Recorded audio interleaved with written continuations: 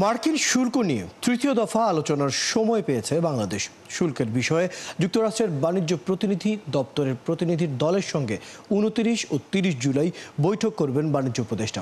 রোববার যুক্তরাষ্ট্রের বাজারে বাংলাদেশি পণ্যের উপর আরোপিত শুল্ক কমাতে সরকারের সবশেষ উদ্যোগ নিয়ে সাংবাদিকদের সঙ্গে আলাপকালে বাণিজ্য মন্ত্রণালয়ের সিনিয়র সচিব মাহবুবুর রহমান এসব কথা জানান।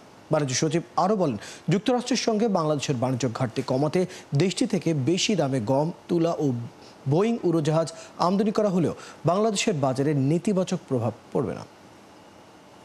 29-30 তারিখে আমাদের ওয়াশিংটনে বৈঠক হবে ইউএসটিআর এর অফিসে।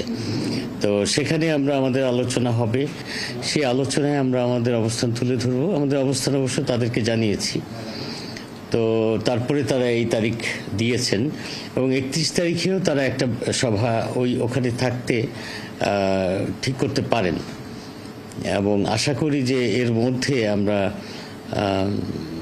তাদের দিক থেকে, বিশেষ করে যেহেতু আমরা এনগেজড আছি, আমরা তাদের সাথে আলোচনায় যুক্ত আছি, কাজে যে 1 তারিখের যে সময়সীমার কথা আপনারা জানেন বা আপনারা বললেনও, সেটা